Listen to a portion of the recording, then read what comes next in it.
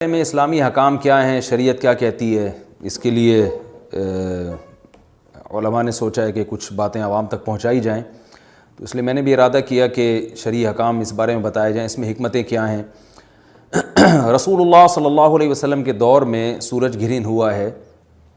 آپ صلی اللہ علیہ وسلم کے نرینہ اولاد نہیں تھی، آپ کو اللہ نے اولاد دی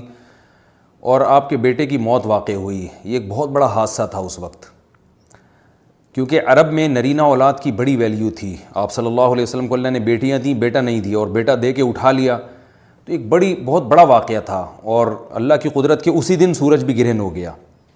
تو عرب یہ کہا کرتے تھے، زمانہ جاہلیت میں یہ بات مشہور تھی کہ کوئی بہت بڑا دنیا میں واقعہ ہوتا ہے تو سورج یا چاند گرہن ہو جاتے ہیں۔ اسی دن سورج بھی گرہن ہوا تو یہ بات پھیل گئی کہ محمد صلی اللہ علیہ وسلم سید الانبیاء رسول اللہ صلی اللہ علیہ وسلم کہ بیٹے کی چونکہ موت واقع ہوئی ہے اس لیے سورج گرہن ہوا ہے۔ آپ صلی اللہ علیہ وسلم نے اس بات کی تردید فرمائی، اور آپ نے فرمایا ان الشمس والقمر آیتان من آیات اللہ لا ينکسفان بموت احدہم، کہ سورج اور چاند اللہ کی نشانیوں میں سے ایک نشانی ہے، لا ينکسفان بموت احدہم حیاتہ، نہ تو یہ کسی کی موت کی وجہ سے گرہن ہوتے ہیں، نہ کسی کی زندگی کی وجہ سے، بل یخوف اللہ بہما عبادہ، اللہ ان کے ذریعے اپنے بندوں کو ڈراتے ہیں۔ یہ بخاری مسلم کی حدیث ہے، اپنے بندوں کو خوف زدہ کرتے ہیں۔ تو یہ اللہ کی نشانیاں ہیں، اور آپ صلی اللہ علیہ وسلم نے اس موقع پر نماز کا حکم دیا، اللہ کے سامنے عاجزی اور انکساری کا حکم دیا۔ دیکھیے یہاں ایک بہت اہم پوائنٹ کی بات ہے ان لوگوں کے لیے جو اسلام کے خلاف ہیں، جو محمد صلی اللہ علیہ وسلم سرور دو عالم سید الانبیاء صلی اللہ علیہ وسلم کو سچا نبی نہیں مانتے، ان کے لیے اس حدیث میں آپ صلی اللہ علیہ وسلم کی نبوت کی ایک بہت زبردست دلیل موجود ہے۔ ایک واقعہ ہوا ہے آپ صلی اللہ علیہ وسلم کے بیٹے کی موت کا، اور عرب یہ ویسے ہی کہا کرتے تھے کوئی بہت بڑا دن ہوگا تو سورج گرہن ہوگا۔ تو کوئی بھی شخص جو جھوٹا نبی ہو، آپ خود بتائیے کہ کیا وہ ایسے موقع پہ اس واقعے کو اپنے حق میں کیش نہیں کرائے گا، اور وہ یہ کہے گا نہیں کہ میں تو پہلے ہی کہتا تھا میں بہت بڑی شخصیت ہوں، اور میرے بیٹے کی موت ہونا، ایک پیغمبر کے بیٹے کی موت ہونا ہے تو یقیناً یہ اس اللہ کی طرف سے ایک نشانیاں ہے، یہ نشانی ہے سورج کا گرہن ہونا، یہ بتانے کے لیے ہے کہ واقعی یہ بہت بڑا دن ہے، اور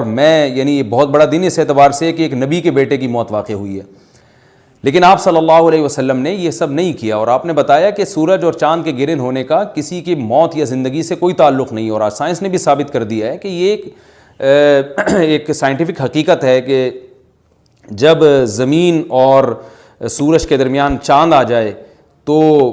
سورج گرہن ہو جاتا ہے، اور جب چاند اور سورج کے درمیان زمین آ جائے اور سورج کی روشنی چاند تک نہ پہنچ رہی ہو تو چاند گرہن ہو جاتا ہے۔ تو یہ ایک اس میں عبرت کی بات بھی ہے ان لوگوں کے لیے جو آپ صلی اللہ علیہ وسلم کی نبوت میں شک کرتے ہیں۔ البتہ آپ صلی اللہ علیہ وسلم نے اس موقع پر ہمیں حکم دیا کہ اللہ سے تضرع اور عاجزی اور انکساری کی جائے، اپنے گناہوں کی معافی مانگی جائے، اور نماز آپ صلی اللہ علیہ وسلم نے پڑھی۔ اس پہ بھی بعض لوگ اشکال کرتے ہیں کہ یہ جب ایک نیچرل پروسیس ہے تو اس میں اتنا گھبرانے کی، کیونکہ حدیث میں آتا ہے آپ صلی اللہ علیہ وسلم بہت گھبرائے، تو اس میں گھبرانے کی کیا بات ہے؟ تو یاد رکھیے ہر نیچرل پروسیس جو ایک عام معمول سے ہٹ کر ہو اس میں انسان کے لیے ایک عبرت کی بات ہوتی ہے۔ ہم دیکھتے ہیں رسول اللہ صلی اللہ علیہ وسلم کے دور میں جب تیز ہوا چلتی تھی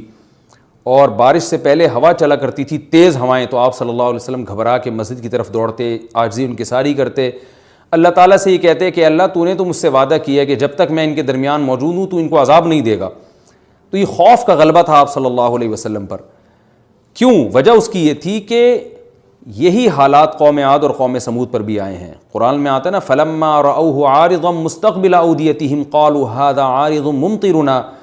بَلْ هُوَ مَا اسْتَعْجَلْتُمْ بِهِ رِيحٌ فِيهَا عَذَابٌ أَلِيمٌ تُدَمِّرُ كُلَّ شَيْءٍ بِأَمْرِ رَبِّهَا فَأَصْبَحُوا لَا يُرَىٰ إِلَّا مَسَاكِنُهُمْ،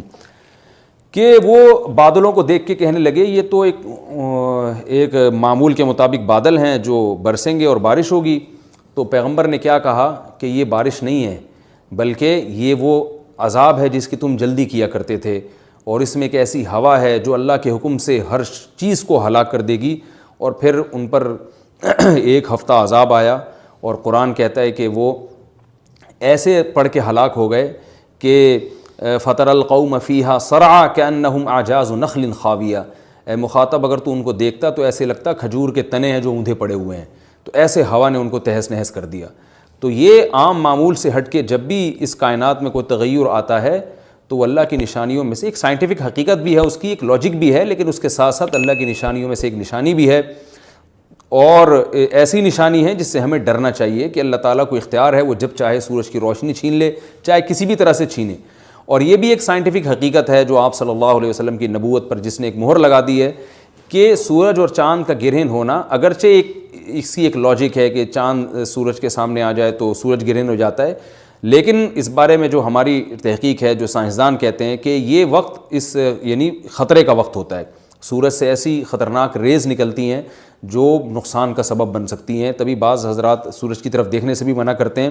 اور یعنی نظام میں تھوڑی ایک عام نارمل روٹین سے ہٹ کے اس کائنات کا نظام چلتا ہے، تو اس لیے یہ اس کائنات کے لیے، زمین کے لیے ڈینجرس ہو سکتا ہے، اور جو گریوٹی اور جو کشش کا نظام ہے اس میں بھی خلل واقع ہوتا ہے۔ تو ایسا نہیں ہے کہ یہ بالکل ایک نارمل کنڈیشن ہوتی ہے اور اس کا کوئی نقصان ہی نہیں ہے، یہ بالکل غلط ہے، اس میں نقصان کا بہرحال خطرہ ہے، اور اس بات کا امکان موجود ہوتا ہے کہ قدرت انسانوں سے انتقام لے یا انسانوں کو نقصان پہنچائے۔ اور ویسے بھی جن کے دلوں میں اللہ کا خوف ہوتا ہے وہ تو ویسے ہی اللہ کے وَهُم مِّن خَشْيَتِهِ، قرآن مجید میں اللہ تعالیٰ کے ارشاد ہے کہ مشرکین بار بار یہ سوال پوچھتے تھے قیامت کب آئے گی کب آئے گی، اللہ فرماتے ہیں لیکن جو مومنین ہیں ان کو اس سے غرض نہیں ہے کہ کب آئے گی، والذین آمنوا مشفقون منہا، وہ تو قیامت سے گھبراتے ہیں کہ پتہ نہیں ابھی نہ آ جائے۔ تو جس کے دل میں اللہ کا خوف ہوتا ہے اس کے زندگی گزارنے کا طریقہ کچھ اور ہوتا ہے، وہ بات بات پہ اللہ سے ڈرتا ہے، اس کو اللہ سے ڈرنے کا بہانہ چاہیے، اس کو توبہ کا بہانہ چاہیے۔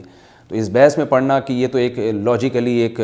سورج کی روشنی غائب ہو جائے گی، وہ ٹھیک ہے، یہ سائنسدانوں کا شعبہ ہے کہ کیوں غائب ہو رہی ہے، ماہرین فلکیات کا شعبہ ہے، لیکن اہل ایمان کا جو کام ہے اس موقع پر، ان کا جو وظیفہ ہے وہ یہ کہیں کہ اللہ کی نشانیوں میں سے ایک نشانی ہے، اللہ اپنی قدرت دنیا میں دکھاتا ہے کہ میں یہ بھی کر سکتا ہوں چاہے کسی بھی طریقے سے کروں، تو ہمیں اس موقع پر بہرحال اللہ کے سامنے جھکنا چاہیے، اپنے گناہوں سے معافی مانگنی چاہیے، اور وہی عمل کرنا چاہیے جو رسول اللہ صلی اللہ علیہ وسلم نے ہمیں بتایا ہے۔ اور اس بارے میں جو توہمات پھیلے ہوئے ہیں اس سے بھی ہمیں اجتناب کرنا چاہیے، جیسے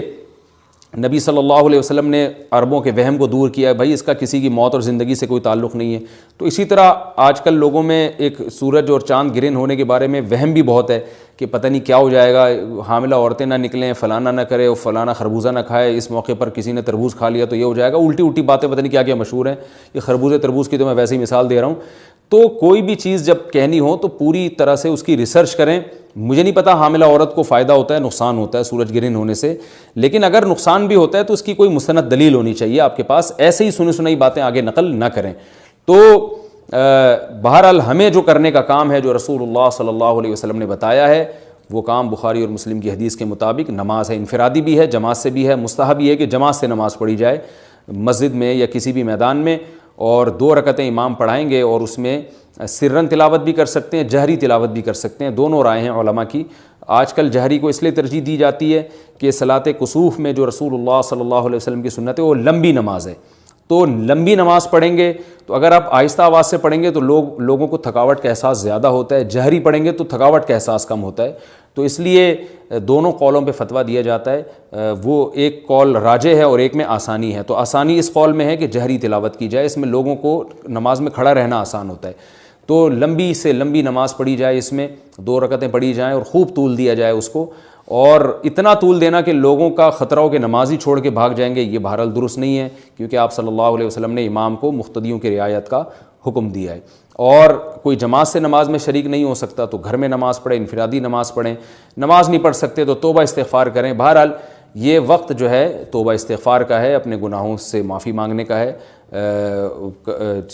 اللہ تعالی ہم سب کو عمل کی